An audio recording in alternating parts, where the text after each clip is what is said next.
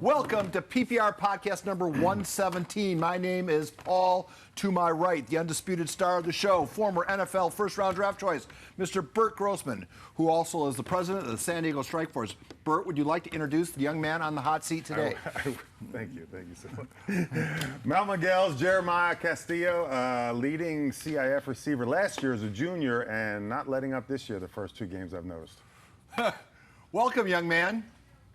Thank you for having me on. Things are kind of cooking in your neck of the woods, are they not? Yeah, they are actually, yes. Tell us about it.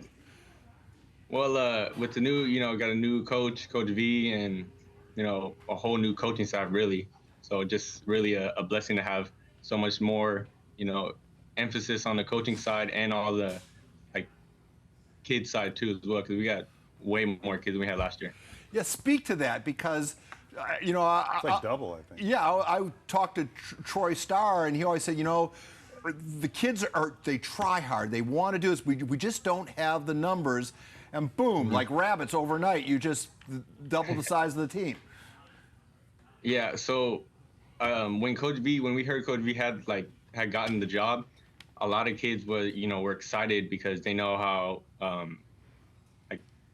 his success at Madison and with McCoskey, and because he's more like a new school, I guess, and he likes look good, feel good, and play good. So everyone was really excited, so they were drawn to that.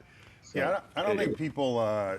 We always have that all the time, like old school coaches, new school coaches. It's hard to get an offense coordinator, defense coordinator to leave a private Catholic school defending back-to-back state champs. Have social media, have 7-on-7, be able to bring in a high level of coaching. I mean, Gladnick did a little bit at Saints and kind of showed it, but I mean, what Coach V did, we talk about it used to be you'd have to change culture in 4 years, and he managed to do it in 2 weeks. Or 4 months. 4 months. And talk about the vibe. I got in trouble years ago. I talked, and I meant it as a compliment, but everybody took it as a slight against the school. I said, Mount Miguel might not be your sexy school, but boy, they have a lot of hard-nosed kids. And man, people lit me up on social media saying, how can you not? But I meant it as a compliment in that you guys are cut from a tougher fabric that we're going to school there. Bail me out. Do you accept it as a compliment, or am I being insulting?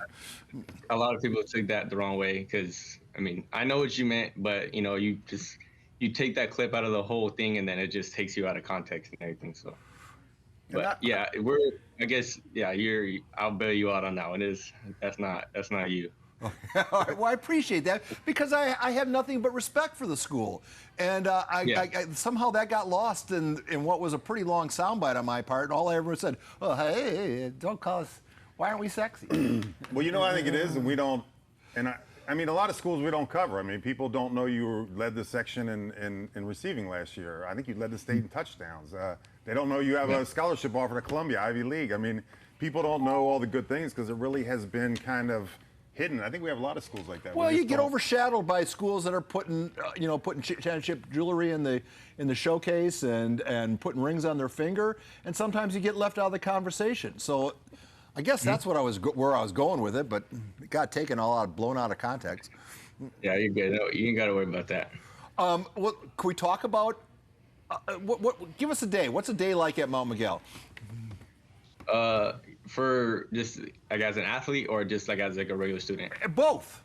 How does your day work? All right, you show up. What time you go? What's your time is your first class? Well, my first class starts at 8:30. Jeez, boy, you guys have it soft. 8:30. It used to be 7 o'clock for us. It used to be 7. 8:30. Boy, what do you have? You have a gourmet breakfast first, and then stretch a little bit, and then go to class. This is why you get in trouble. This is exactly why you get in trouble. All right, so take us through your day. So we start at 8:30, so I have my first class, and that's my English class. And then my second period, I have physiology. Third period, I have a community college class that I'm taking.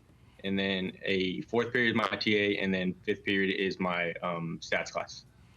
And then do you guys have, like some schools, is football considered a class that you can meet early, or is that not, like some people have the last hour as your football FIAD, and it counts as your FIAD credit.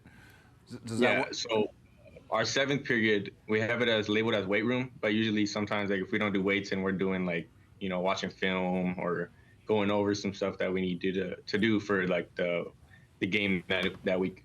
Right. Hey, going forward? Obviously, you're going to play in college, and I watched you. I remember last year, even a little bit this year. I mean, you seem to be as good at corner, which people don't realize, as you are as a receiver. Everybody sees receiver, but I kind of see corner when I look at you. I mean, people don't. It's not as sexy, obviously, but. Oh, be careful! Be careful! Oh, sorry, corner's not. Well, everybody knows that. You careful. can't put stats up. Be careful! What if you could have it your way? What would it be at the next level, corner or a receiver? And you're not going to play both ways. Don't get into that. Yeah. I'll definitely go with receiver. I like getting my my touches, but I know defense. Defense always has my heart. I love defense too. So You had that option. What did you choose? I couldn't see. I was too slow of foot. I couldn't keep up with anybody. But I had great hands, and I had sideline awareness, is what my coach said. Okay. In the era when they threw twice a game. Hey, great hands. All right, so let's talk about the excitement at the school. I mean, fancy uniforms. Now you are sexy, and W's next to your name. So what's it like walking around school now? I mean, it's very different from the previous years I've been here at Mount Miguel. Like I got my the core guys like Eric White, Tyler Lopez, Matthew Barton. They've been there since since it was a little bit rough, and so having this new look, new feeling, it's like we're blessed. We're very blessed to have this, and just excited for what's to come. And you guys have, I mean, this is notorious in high school. So you have two guys that are really good friends. You have Verlaine and Aaron Jones is DC. When you go into a game, is there competition to score a lot of points but not score? Because you guys pretty much shut everybody out and you score 40 or 50 a game. Is it a competition between those? Because you play both ways. Mm-hmm. Yeah. Well, so it's a competition even in practice. You should see when we go 7-on or just team. Well, it's always a competition, and then when it comes to the game, it's still a competition too. They always, I get a pick, and then we got to score. And then it's always back and forth with them, no matter what. I got it. I was talking to Paul. We're pushing here, Paul and I, as if we don't have much say on the show, believe it or not, to get you guys in Grossmont for the game of the week next week. That'd be a great game of the week. 2 new coaches, 2 young. It's going to be rocking that game. Yeah. What is Coach Verlaine? I mean, Coach brought in kids, obviously. Kids followed him to Mount Miguel. What is that like when the new faces meet the old faces? Is there animosity, or is there, hey, you're going to help us win, and immediately acceptance?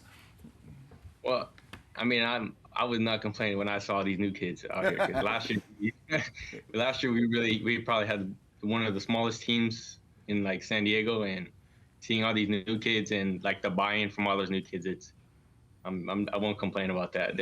All these kids work hard. Well, this whole team. That begs the question, because you're the top receiver last year in the county. If Coach V doesn't come in there, was there ever thoughts of transferring to a school that throws the ball more, does anything else, or were you committed? You were staying at Mount Miguel the whole time? Because everybody seems to be transferring now.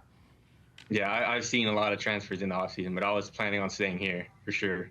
No matter who coach, what coach it was going to be, I was going to finish my last year with my guys, since the guys that stuck with me since the beginning. Do you remember him from the gala last year? Mm-mm. You had that red velvet El DeBarge look last year, didn't you? Uh-huh. You had red velvet blazer on. You don't remember that? Yeah. It's all blur. It was sweet. Well, you know what? You got to put that up. With the numbers you put up as a junior, and if you continue to win and put up the numbers again this year, it's not out of the realm of possibilities that you could be standing on that podium. What would that mean to you in your final year as a high school athlete? It'd be a blessing, because I have 2 brothers that graduated from Mount Miguel too, and just to be the first to do it out of them, that would be a one-up I'd have on them for sure. Oh, that's a bell. What's your next class? It's my community college class, but I already got it. Oh, come on, I'll write you a note. So if I was guessing your favorite wide receiver, I'd guess Olave, right? Yeah, I do a lot of Olave, and there's a whole bunch of receivers I watch. I like to watch their techniques and stuff like that, their persona. Yeah, watching him in high school and then watching you, you both had that like deception thing where you sell the first move, but it's almost like a magic act to get away and create space. And he does that so well. And I mean, you sell that first move so hard, and it's this deception. It's going to be a fade, but it's an out or whatever it's going to be. You seem to kind of like do the same thing. That's what I was wondering watching you. It looks like you watch him a little bit. Yeah, I watch him, and I watch a few other receivers that like I try to copy their game and try to manipulate my own little twists into it. Is that something you picked up on your own, or is that coaching?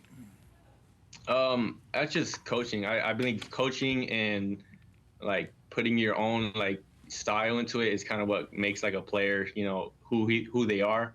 Like, my previous coaches and the coaches now, they always help like fundamentally and, also to help with your personal style of your routes and everything. So like if you were going to teach me how to get off the line of scrimmage, what would... Just stop. Oh, no. Just stop. You know what? I probably could teach him a few things. Okay. You probably could. But if you were going to teach us to get off the line of scrimmage, what would be the first coaching point? Hands. Oh yeah, hands. And then make sure you got to have your feet under you too. Yeah, people don't realize getting you off your route off the line is the same as pass rushing. You got to get past that first level. It's all hand stuff. I'll show you one day. It's like wax on, wax off. You watch Karate Kid, the original? Yeah. I let you wax my car for a little bit, paint my fence, and then come out and you'll be ready. All right, fair enough. Did you play at Los Toros? I did play at Los Toros. So that's always been the biggest mystery. Not obviously, I imagine that's about to change. The Los Toros kids in that program was so good, but none of them ever went to Mount Miguel. Why is that? I'm honestly, I'm not sure. I think it was just more like they felt that they could do like better at other schools, and they weren't sure about how Mount Miguel, would treat them. And I mean, I'm not against them for that, and God bless them and let them do what they had to do. But I came here because my brothers came here, and I wanted to keep the tradition going and everything. God, I love this kid because he stands Loyal. for something. Yeah, loyal. That's why he's Ivy League, and you and I went to community college. Loyalty is a dying trait in our society, and I'm already attracted to your story, young man. Kudos. Tell us about your family, because that doesn't happen by accident. I mean, there's got to be some adults in your life that that have you on the right path. Yeah. So my dad, Jacob Castillo, he also graduated from Mount Miguel, and he coaches with Coach Raymond Toilolo. He was the head of Gridiron Ministries, and I was blessed to be a part of that at a young age. So they kind of brought me up in that that pathway with I think Alex Johnson, the trainer. We all trained in one spot, and we also had like a biblical part of it too. So I was very blessed to be a part of that and grow up in that environment. Did you work with Scotty Young at all? I did work with Scotty Young for a little bit, correct. Helix guy is running his own camp, right? I think he just started a 7-on-7. I don't know if it started yet. He's coaching Eastlake, I think. So when you bring up 7-on-7, how big of that was in your life, and how much of 7-on-7 actually is applicable to the tackle version of football? I think 7-on-7 it helps, especially with like the quarterback connections, because you gotta get a feel for it. You can't really just do stuff on your own and like expect it to just happen in game. So I think it's more of like you gotta get to feel and then actually like get a actual full play and actually like full speed. You can't just go against your teammates where it might go 50% on you and everything. So that definitely helps. Hey, what do you think? Playing both ways, like if you didn't play corner the entire game, do you think you'd have a lot more than 30? Like how many yards can you have receiving in high school? Your 1350 is a pretty big amount. But do you think it'd be like 1,800, 2,000? I mean, does it really affect you playing both ways physically, or are you that good a shape it doesn't matter? I mean, I've been the way we practice, I think we're able to go both ways. I think every kid on our team should be able to go both ways, but it definitely does take a toll. But I mean, your body usually gets used to it, over time. Man, you're old school. Everybody should be able to go both ways. Well, I'll tell you what. Just I was watching some game tape of Mount Miguel, and you were talking about how I'm happy the big kid showed up. You got one lineman. I don't know his name because I can't remember his number, but tell me about the big dude that's up front. I haven't seen a kid that size on Mount Miguel's front seven before in a while. I think you're referring to number 77. It's Christopher Sarmiento. Yeah. Yeah, he's a big dude. He's a big house. Yeah. Wait, he don't go both ways, does he? He actually does go both ways, but no, not as often. Because we need him on defense. We love that dude on defense. Woo! Did you go both ways? No, I was a specialist. Did you go both ways? No, I didn't. I did not. Thank God. I think we're kind of bearing the lead here because you have the opportunity to go to an Ivy League school. Is that something you're actively pursuing? I mean, if you aren't, I would recommend that you do because that sheepskin or diploma means a lot. I mean, that's life-changing. That's a life-changing diploma, I guess is what I'm saying. Yeah. So tell us about it. Yeah, so I'm very blessed to have that, but I'm not really sure where I'm gonna be going to. So I'm really gonna pray on that and really wait to see if any other opportunities open up before I make any big decisions. So are you telling me that if a better football opportunity came along, you would pursue that over one of the best educational opportunities? It would take a lot of thinking, but I'll have to really think about that. See, we're hearing a lot then. I mean, we've heard that a few times this year. Yeah, and I get it, but I would think about that. Well, let me ask you a question. So this like Trey White plays at San Diego State, East Lake. He had Pac-12, Pac-3 offers now, I guess it was called Pac-3. And he also had Ivy League, but he chose San Diego State over an Ivy League. And we're seeing a lot of players now that it used to be automatic. You get Ivy League, you're going. That's $100,000 a year. It's like, I'm taking that. I'm set for life. Why? What do you think that is? That it's changed so much? Because it's not. I know what it is. Let me guess, Jeremiah. It's the dream of Sunday, playing on Sundays. And I think it's that, and you want to keep staying in your area because ain't nothing better than San Diego, really. Oh, I never thought about that. So because that's a lot. Would you be homesick? Do you think? I think I would. That's far away. You ever been in New York in winter? Never been to New York before. Have you been to the school though? I have not. No, I haven't got the chance to. So that's a good point. It's a lot. If you have a tight-knit family, you want to be close to the family. You want them to be able to watch you. Well, I'm picking up on the fact that family means a lot to you, young man. Yes, sir.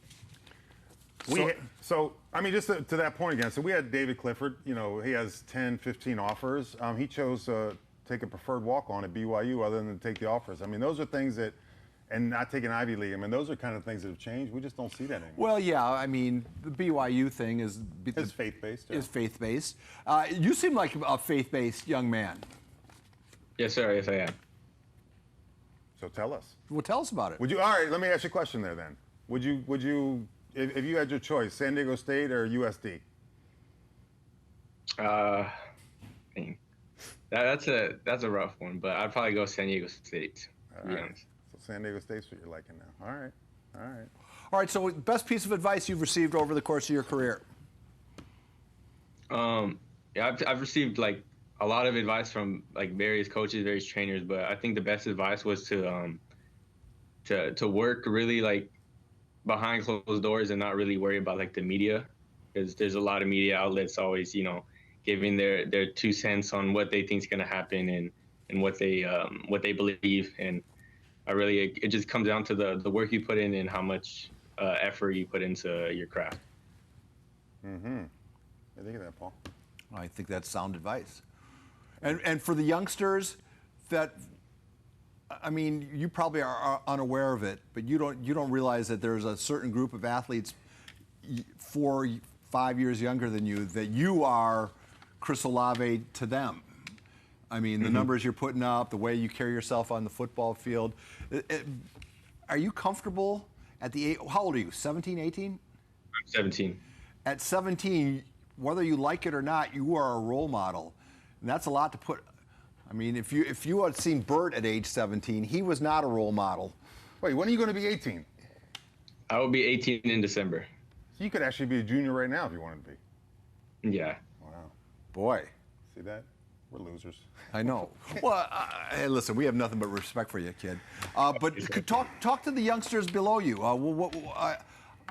Do you just try to lead by example more than by words, or what's your philosophy on teaching youngsters? I think with younger kids, it's more about building a foundation and is having them see the result of what they do is what really is going to draw them to, good habits and good results. It's just building like a good habits, good, good things to do in life, being good in class, being good to your parents, that all translate to the football field. He's impressive. Yeah, because I'm sure you've seen it happen around you, but some mistakes are bigger than others, and everything you work so hard at can be wiped out by a mistake. Yes.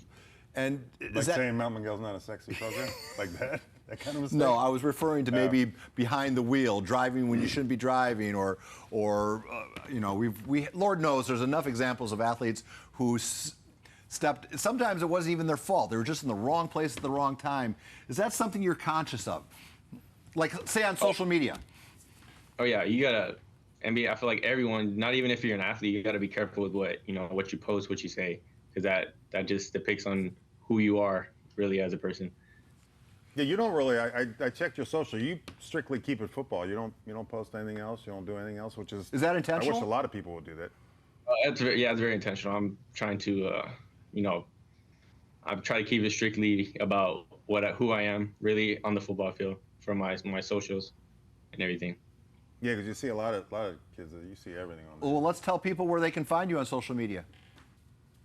You can find me on Instagram at jxremiah.c, and then that's pretty much the same all around for Twitter and everything. So. Wow. So who do you got this week? Montgomery. We have Montgomery this week. Well, the one thing you're taking advantage of is you guys are loaded for bear, and yet you've got, because of previous results, you have what I would call a playoff-friendly schedule. Yes, sir. You're going to be able to run the table and the post. Whoa, there's El Cap on there too. Slow down, you're running the table. Gross sponsor. Well, okay. This is why you get in trouble. Everybody else at every other school is going to say, "What are you talking about? Run the table." This is exactly what not to do, Jeremiah. Listen to this. He already brought up all his mistakes, and then he makes them right over again 5 minutes later. Ron Berner, you heard that, right? He's going to run the table. Ron, I didn't. You said run the table. All right, let me rephrase it. Potentially could run the table right into the postseason. In Coach, I'm sure people are thinking about it, Coach, but in his first year at Mount Miguel, to build a playoff seeded team. Mm-hmm. Okay. He's going to edit this out. Don't worry. No, I'm not going to edit it out. Because you're in trouble. I never edit anything out that happens in this conversation, unless, of course, to protect you, I would do that. But for me, I don't. All right, this man needs to get to class. All right. Well, listen, we're going to let you go. Just lastly, your thoughts about. Hey, do you watch the Prep Picks Report? Do I watch the Prep Picks Report? Yeah. Yes, sir, I do. Who's your favorite, Paul or me? You can say Paul. Everybody says Paul. Just say Brandon. I like Burt's explanation, but I like Paul's enthusiasm when he talks about it. Boy, you're you're good, man. You're a politician, dude. Jeez.